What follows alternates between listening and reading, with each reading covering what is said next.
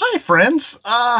Did you spend the year reading a lot of Tudor fiction, like all about Thomas Cromwell and Henry VIII and the dissolution of the monasteries and beheading of queens? Did you perhaps read a rather large biography of Thomas Cromwell, The Revolutionary Life? But now you're looking for something light to read, so why not try uh, C.J. Sampson's Dissolution, which set in Tudor England just after the beheading of Anne of Boleyn. This is a novel where Matthew Shardlake, a hunchback and one of Thomas Cromwell's men, a lawyer, is sent to solve a murder of one of Cromwell's commissioners, who's been sent to what's a fictional seaside monastery in what's it called Sarnsea, to solve a murder most foul of a one of Cromwell's commissioners, a Robin Singleton. Yes, Matthew Shardlake and his assistant Mark Poor go to this monastery to find out what's up, because the murder of this commissioner represents an affront to not only Cromwell's power but the king's power, and this is a especially tense period where it's the Catholic and the what is going to become the Protestant divide, where Henry has decided to cash in on all these English monasteries and their wealth, and suck in that wealth, and then take that wealth for himself and to various of his supporters. A redistribution, as it was, as he takes control also of the religion of the land, and they bring in reform to the church, what is seen as a corrupt institution. With the kind of the idea of purgatory, and like, oh, you pay us money, rich people, to pray people out of purgatory, and all these monks who are living lives of in relation to the people around the poor people around them, lives of ease, of plenty, while dispensing just a little bit of tithings to the poor at the same time. Shardlake is one of Cromwell's men. He's risen up with Cromwell, and he kind of believes in this, not in the idea of like, oh, we're going to pay off our cronies, but the idea of like that he believes that the old system is corrupt, and that his man Cromwell and the king will actually put all this money to good use, will change society for the better, and this novel is there's a dissolution.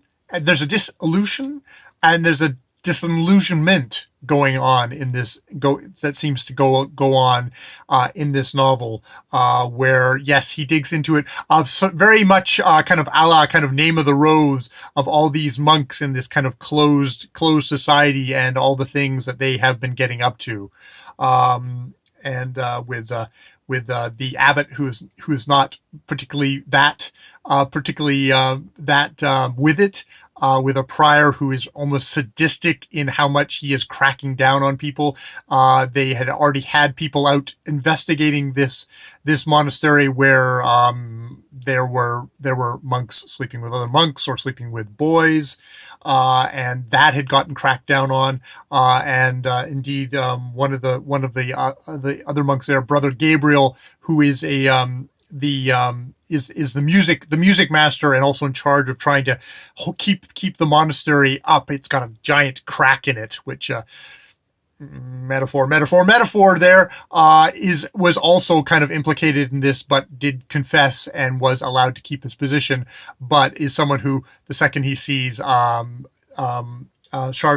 very handsome, muscular assistant, it locks eyes, and it's still obviously got those rampaging temptations, lusts in him.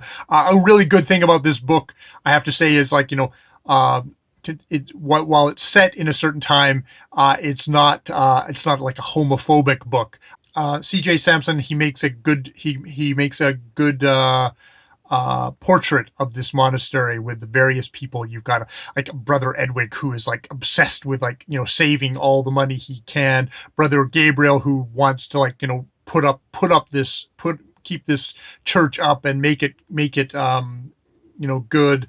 Oh, and Brother Jerome, a white-robed monk who literally stands out amongst this crowd of dark-robed monks, who is actually an outsider who's come in from London from a broken order of monks, Carthusians, who refused to swear an oath to Henry VIII, and thus were starved to death most brutally. Jerome himself says he has been racked and interrogated most brutally by Thomas Cromwell himself, which kind of confronts Shardlake with some uncomfortable truths about his mentor, his hero, Thomas Cromwell, about what lengths and what nasty things he has been up to, and indeed that causes a little bit of schism between himself and Mark Porer, his assistant, who is even much more a idealist, or maybe just a kind of an ethical good person in a world where people who are in the name of their religion are doing incredibly horrible things to each other, to people who do not share their own beliefs. Got the Brother Guy, who is the basically the doctor of this society,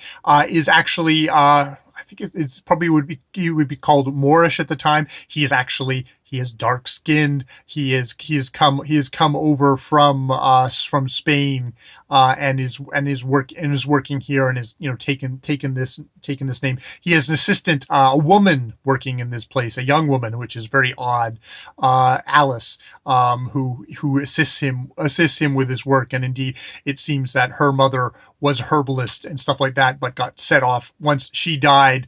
The landowner's like, I'm taking that back, and I'm enclosing the land for my own wealth, leaving her to have to kind of scramble and taking basically a job that no one else wanted to take, because definitely Brother Guy looked upon as as just like a strange kind of demon creature because of the color of his skin, but her actually saying, oh, actually he is probably one of the more decent guys actually at this place. I really like Shardlake, somebody who is himself is with his hunchback. It's basically, there's all the superstitions apparently about being a hunchback. It's like, if you look deformed, that must mean your soul is deformed. You must be evil of some sort of way. So he is an outsider. He is someone who's in constant pain because of his back. And so he's not, he has to kind of use his smarts, his intuitions to be able to look at stuff, and also to kind of struggle against his own kind of dislikes. It's like, well, I really dislike this guy, but am I suspecting him because I dislike him? Or it's just like, he's trying to look out for all of his own biases as he's trying to look and seek for the truth of the matter. He's not somebody who's just looking for a patsy to kind of frame. The monks here are like, oh, it's obviously an outsider, it's someone outside who did this, because they want to make a story and just make it go away. And Shardlake's like, no, we're not going to do that. And I mean, a part of the thing is that he has this meeting with Thomas Cromwell at the beginning. Thomas Cromwell is a character in this book, and Cromwell comes off as very scary, very intimidating fellow, ruthless, very like, you're going to get it done. You will get it done. And, do I have to suspect your loyalty in this matter? Kind of like he's always keeping everyone in kind of knife's edge. It's an interesting view, having just kind of being inside of Thomas Cromwell's head via Hilary Mantel. It's interesting getting C.J. Sampson's slightly darker. I mean, it is also from outside of Cromwell, but a darker version of Cromwell, a Cromwell that is not too dissimilar to some of the history books stuff. The Darman McCulloch's view of Cromwell. I'm still just so fascinated by that. So this is but good, and kudos to C.J. Sampson, because for as much as my limited the Mantell, the Dartmouth McCulloch. It's like, oh, he's incorporated all the history. There is the rebellion up north happening, which is he really got people on edge. There is, this sending out the commissioners to all these monasteries to dig up the dirt to find reasons to shut down churches, and building precedent. Basically, Cromwell's like, I need to build precedent. This murder might screw up me building precedent for bringing down the churches. It's a part of the historical process that this little murder mystery is happening in. So yeah, we get that. We do get that idea of dissolution. I also like that Shardlake. This novel sort of gets to express. You have the history is written by the Uber people, the people who are either that's the Catholic propaganda, or it's the Protestant propaganda about these events, and it's like they're casting each other as villains, and it's a great clash.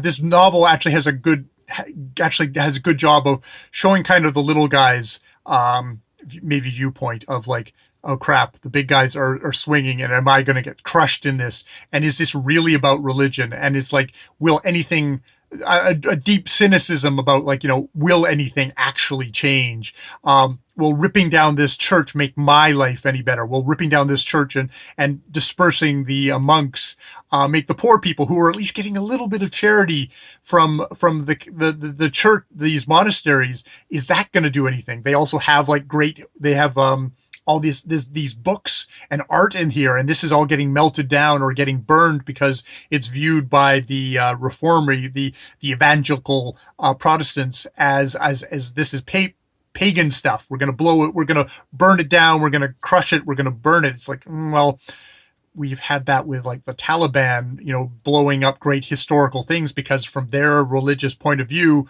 this is idolatry, and so you have this is it's a good book in that it's a murder mystery. It ticks along. It gives you a good sense of place. It gives you a good sense of people. Tries to give you kind of a sense of like how they might feel about things. There's a thing in here of Mark Poer being interested in Alice, this serving girl, and it's a class thing. It is a thing of like, you can't do that. Shardlake is the guy who's like upholding what the dominant view of the time is like, you cannot do that. You will destroy your life by taking up with this woman. Yes, she's quite a wonderful, intelligent woman, but you can't do that. And I like that you have the hero of the piece, sticking up for what would be the viewpoint of the time, and you wouldn't allow somebody who is sort of your assistant, someone who is your protege, someone that you've promised his father that you'd guide him through life. You wouldn't let him make such a terrible mistake.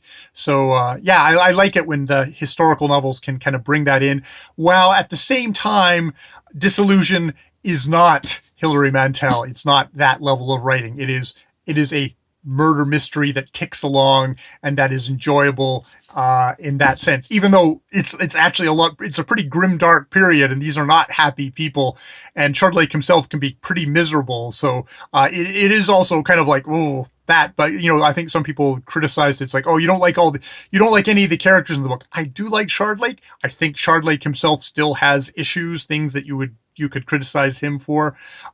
He has his own insecurities, which make him not a great person at times, but make him a really believable human person. I think I'm not really much of a mystery fan. I guess I didn't even talk about much of the mystery.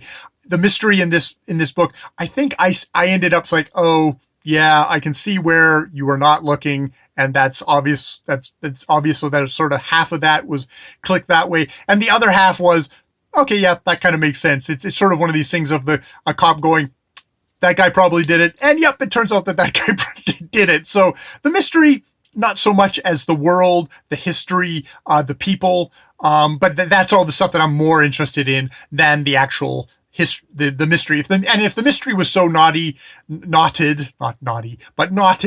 complicated, I probably would just lose complete interest anyways. So it's probably good that it wasn't that difficult of a mystery for me to kind of follow along with. Yeah. That is my review of Dssltn by C.J. Samson. It is book number 1 in, at the moment, I believe, 7 books in the Shard Lake series. So I will probably definitely pick up the next book in this series at some point and read that, because I have apparently gotten hooked on Tudor history, and I'm not really into the Tudor royals. That is not as interesting to me as kind of that kind of lower down history, which is hard to get. But this seems to be a fun way of kind of getting into that in a mystery series. That said, that's my review of Dssltn. I will go on to the next book in this series. More videos later.